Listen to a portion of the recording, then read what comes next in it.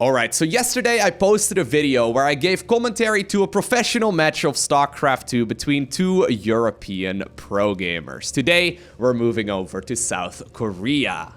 Spawning here in the southeast corner of Acropolis and playing with the Red Terran SCVs. As you may have already guessed, he's from South Korea and he goes by the name of Cure. And his opponent, on the same team as Cure, playing with the blue Zerg drones in the opposite corner of Acropolis, he goes by the name of Rogue. Now, both of these players, very, very strong, of course. I mean, I've casted many of their games in the past. I'm a big fan of their very standard orthodox playstyle, and we can actually talk about that for a little while. Sometimes I mention what is considered to be the so-called standard in StarCraft 2, and I see some people commenting like, Loko, what does that mean? What does the standard in StarCraft 2 mean? So, StarCraft 2 has been around for about 9 years right now, right? I mean, we've been playing the game for about 9 years, and obviously, there was the Heart of the Swarm expansion, Legacy of the Void came out as well, and there's been some major balance changes, but overall, at the very least, the early game has been pretty similar for the last, at the very least, I would say 4 or 5 years or so. And what that has allowed players to do is to figure out what is considered to be the so-called standard, what is considered to be the best way to open up. So right here, for a very long time in StarCraft 2, we saw players opening up with one base, especially back in Wings of Liberty when the game was still very new. A lot of players were opening up with one base and just hyper-aggressive strategies. But over time, pro gamers learned how to adapt to the different kind of openers that the opponent was going for, and over time, they learned how they could get away with pretty quick expansions. So right here, for example, even though Cure is going to go for that command center on the low ground here pretty early on, the way he's positioned his structures and the fact that he's going to go for a Reaper and then very likely a Marine as a follow-up allows him to be safe against pretty much everything that Rogue can throw at him. He's going for the SCV scout right here at a very educated timing to see if it is going to be that hatchery first. Notice that, right? He sees the creep spread, he knows it's a hatchery, so he knows that he's going to be safe right here to leave that command center on the low ground. And those small details have been in the game, or have been flushed out rather in the game over the course of many, many years, and that now allows players to play as greedy as they possibly can without taking any absolute extreme risks. Now, both of these players actually are on Jin Air Green Wings, the best team in StarCraft 2, with a very significant margin, outside of maybe ENCE, but that's just because Serral is on that team. But both of them are on Jin Air Green Wings, and usually whenever two teammates face off against each other, it's gonna be one of two extremes, right? Either it's gonna be like a very standard game, or it's gonna be a ridiculously cheesy game, since they have a lot of practice when it comes to playing against each other. We'll see, though, where this game is gonna take us. As of me making this video, Rogue is considered to be the rank 12 in the world on Ultralisks, and Cure is the current rank 10. Nice little bit of harassment here. That Reaper being such a jerk.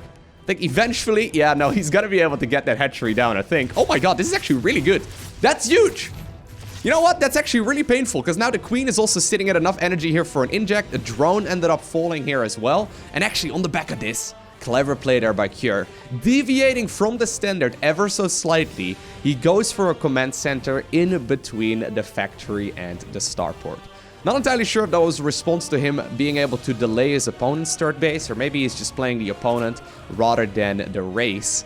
But regardless, he is going to go for that quick third command center, and that's going to allow him to get a lot of economy out while still being relatively safe against the different kinds of aggression. So for example, on paper right now, like say a Roach Ravager all-in would be very, very difficult to hold with an opening like this, but he scouted that the third base was supposed to go down at a normal timing, and obviously we're also right here on a map that doesn't really allow a very quick rush distance. The distance from natural to natural, it's quite long, and that just simply allows for a lot more time here for Rogue to move across the map, and obviously that means that Cure is going to have the defensive tools out if he needs them.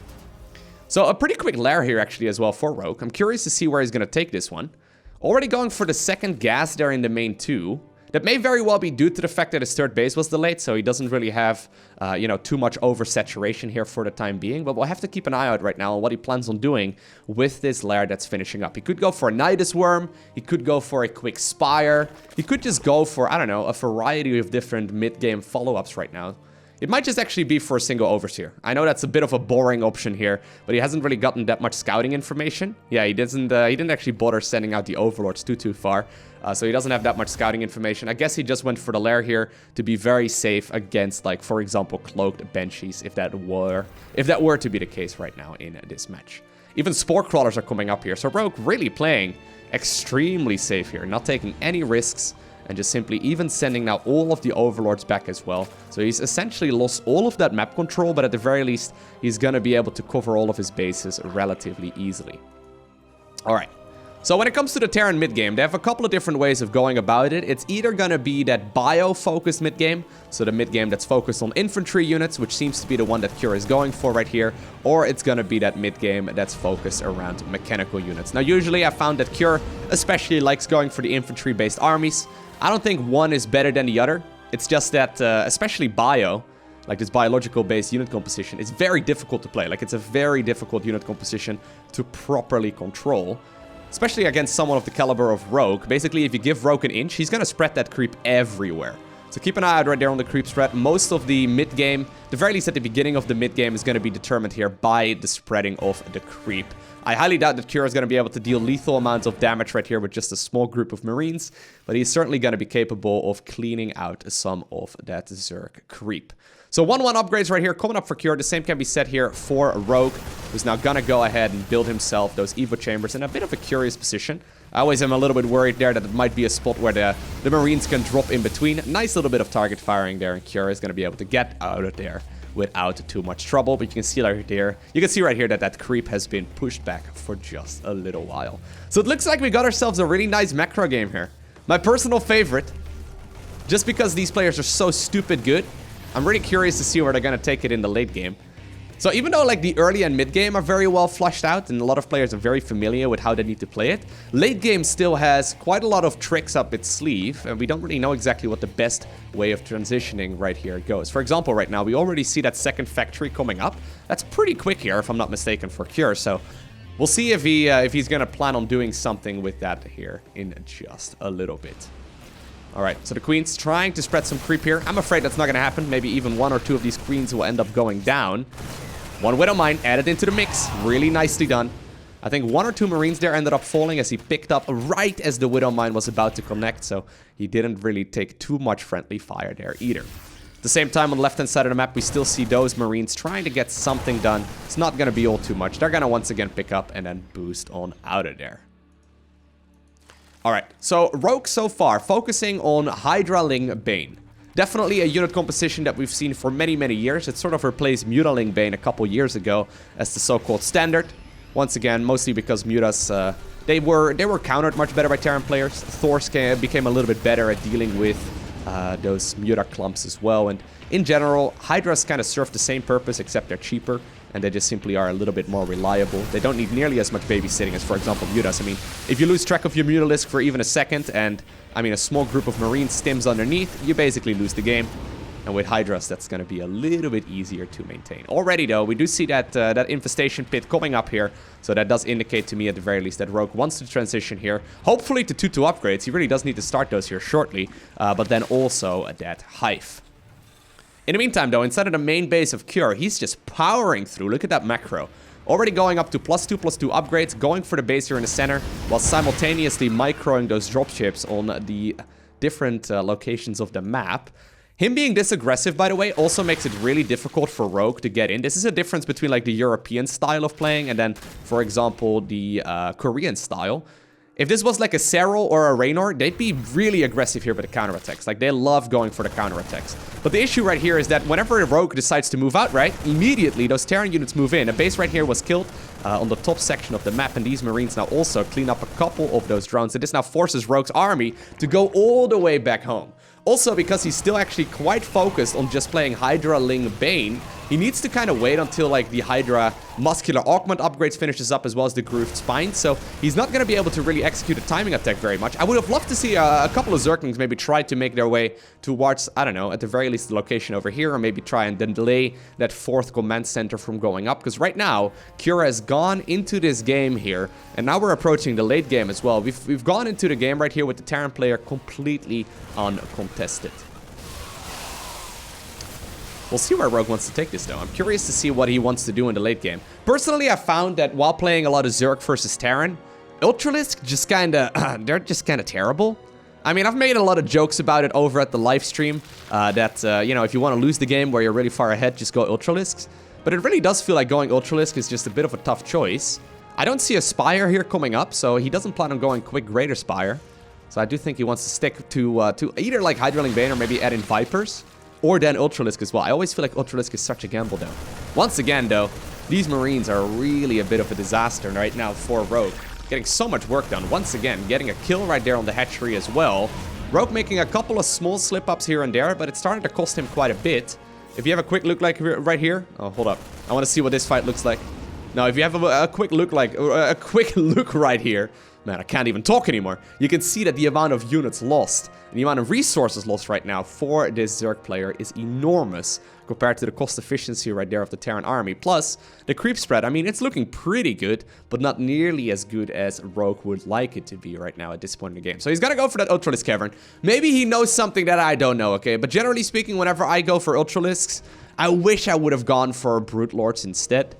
Even though there's not any Liberators out just yet, there's not any Ghosts or anything out either. I mean, there's a Fusion Core coming up and more Starports, so he certainly plans on, well, either going Battle Cruises, which I highly doubt, but very, very likely Liberators with that ranged upgrade.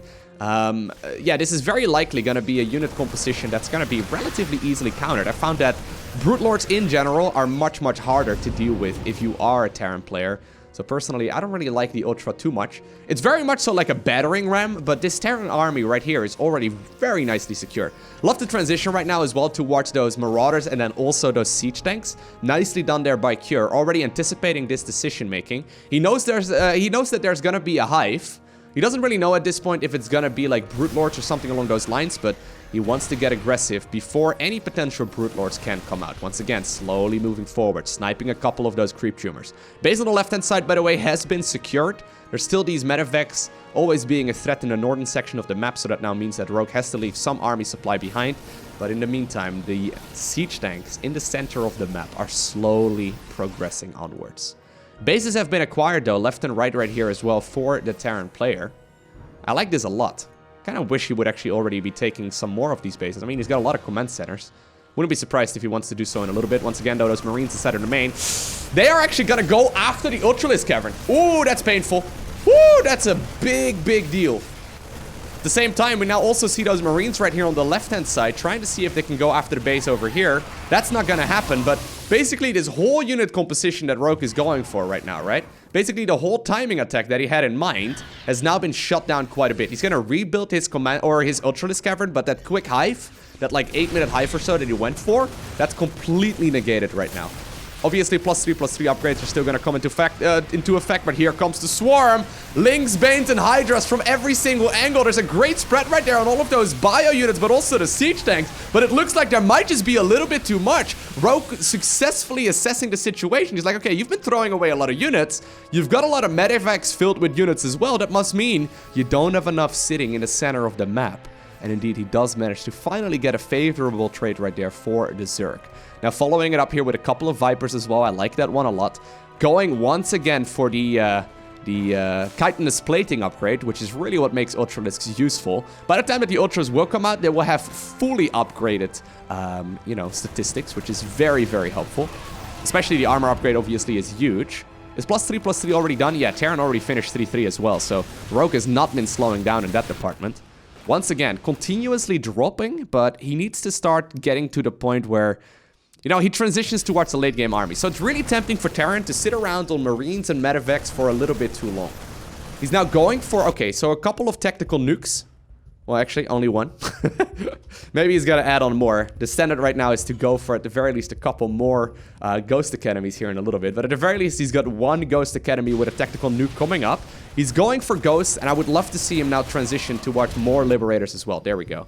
He does add on a couple more, and that's going to be that late-game composition, right? You always want to have something caught up in Marines, Marauders, and Medevacs, and obviously some Siege Tanks and Widow Mines and whatnot as well. But at some point, you do want to start trading a lot of that supply for Liberators and Ghosts too. Now, Liberators and Ghosts are very expensive, so that's why you, generally speaking, don't see that until much, much later into the game. Terran does need a lot of economy, but right now, look at that. We can count bases, but I'm not even going to bother. Look at the amount of orbital commands that are sitting as well. Still, though, ooh, Zerg was feeling an engagement.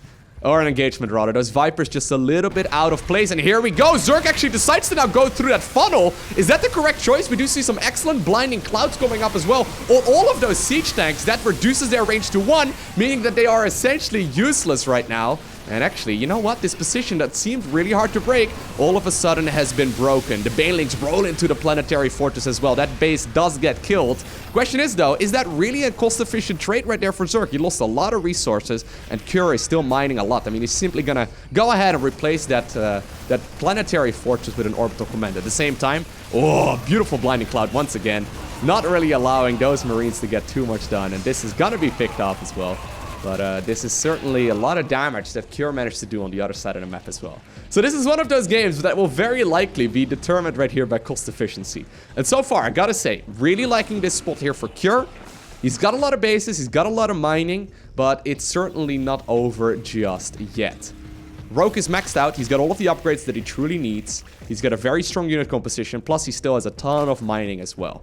So even though he might not get the most cost-efficient trade, right now is when it really starts counting, right? Even though he was in a bit of a rough spot here in the early and mid game, right now is when it really starts counting, as he just simply managed to get what he was looking for. I'm quite surprised, though, with the passivity here in general by Rogue, right? Usually, myself, when I look at these kind of games, right? So I mentioned it earlier of, like, compared to, like, a Raynor and a Serral. I feel like they are far more vigilant with their counterattacks. Right now, he's going to start up some counterattacks as well. But usually, like, these other pro gamers I mentioned from Europe... There we go, by the way. A nuke is going to go up. It's going to land right here in the center. All right, he's going to run away. There's that ghost, by the way. But usually they go up to about 90 drones and then do a lot more counterattacks.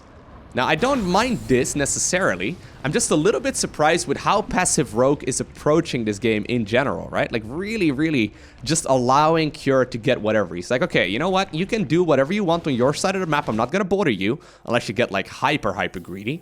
But I'm not going to bother you. All you need to do is just, you know, get to a maxed out state. Let me get me all my upgrades, and then eventually I will win in the long run. I wonder if that's the correct choice. We'll see. Still being a nuisance with the Marines, by the way. Really, like the creep spread here. If that creep spread was not halted earlier, this would have been a disaster. Right now, though, the creep, I mean, it's looking decent, but nowhere near as good as Rogue would really like it to be at this point in the game.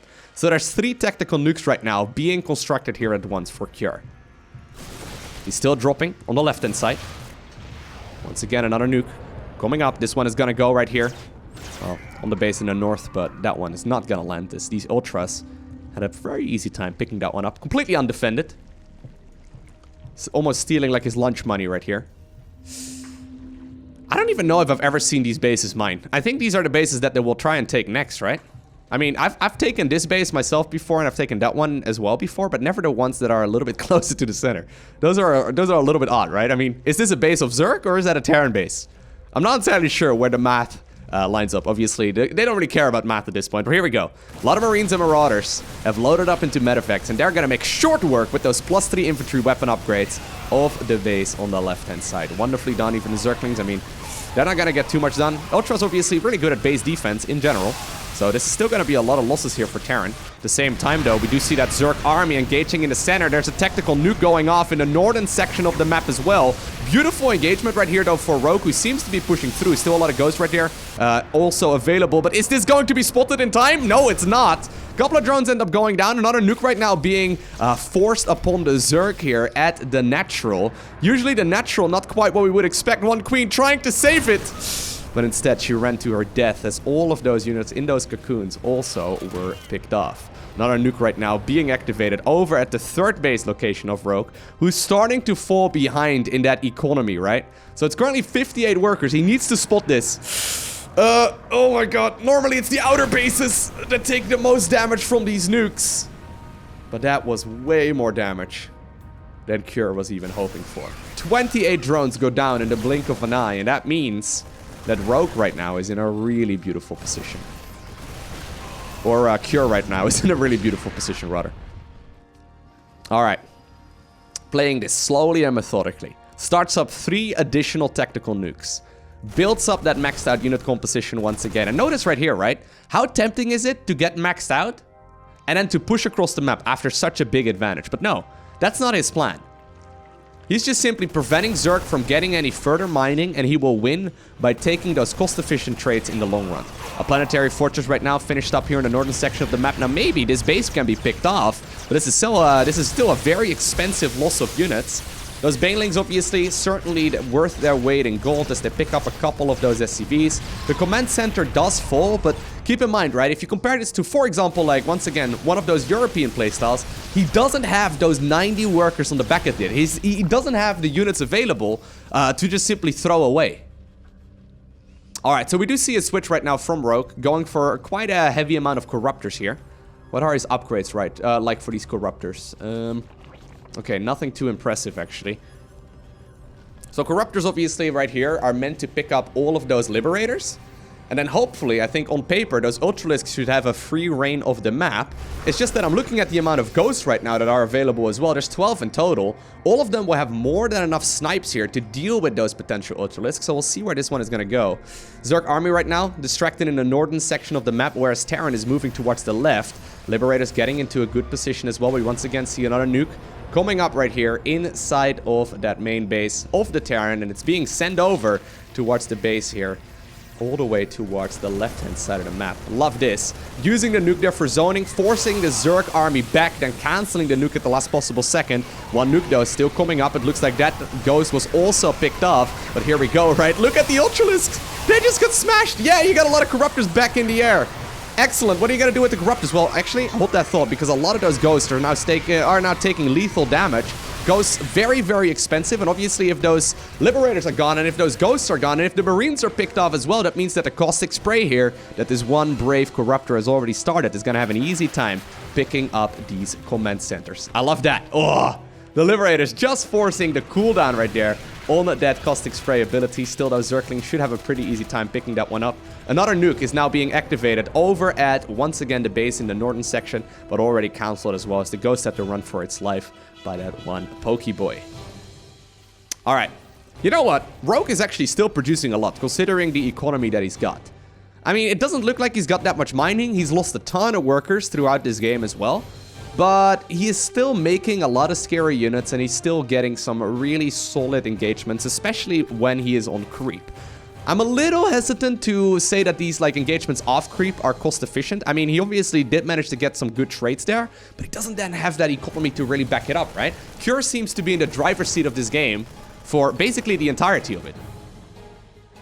And he doesn't want to give that away right now either. How many command centers does he have? Seriously. That's 2 planetaries, 8 orbital commands. Are there any other ones that I don't see?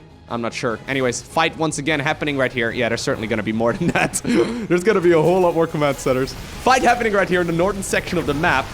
Oh, you got to be out of there. Yeah, Zerg is going to have to run for his life. The Terran army here, not slowing down. Look at the bank as well. Nearly 5,000 resources here for Cure, sitting ready to be spent. Nukes, obviously, only 100 minerals and 100 gas, so definitely very helpful here. And you can use those in these main engagements too, to force the fight or to force the Zerg player to back up. Well, here we go. It's going to be a swarm engaging right here on top of all of those Terran units. Since all of the Terran right there was clumped up, this is actually not that great of a fight for Cure. Question is, though, is there going to be enough economy right now for Rogue to really get a favorable trade here? He doesn't have that much mining anymore. Cure is now spending his bank, just building up, once again, a very sophisticated unit composition, whereas Rogue is forced to go with more Zerglings. I mean, yeah, Zerglings are nice, but these Medivacs, they are still healing so much as well, and I think that's going to be a very difficult situation to come back from right now. If you are Rogue, he indeed decides to tap out, and Cure is the one who becomes victorious. What an awesome game. A very solid, straightforward macro game. Tactical nukes left and right. This is the kind of game that I love watching, where really over the course of 20 plus minutes, we find out which of these two players is better right now. And I would certainly say that Cure was in control from start to finish. I hope you enjoyed watching this video. If you did, make sure you hit that like button down below. If you're new here, or maybe you haven't already, consider hitting that subscribe button as well if you enjoy the content. That way you get notifications as soon as I upload future content as well. And last but not least, a special shout out to the Patreon supporters for your generosity. Thank you very much for making this content possible. For now, I want to thank you for watching. Have an amazing day. Do not forget to smile, alright? And I will see you once again in the next one.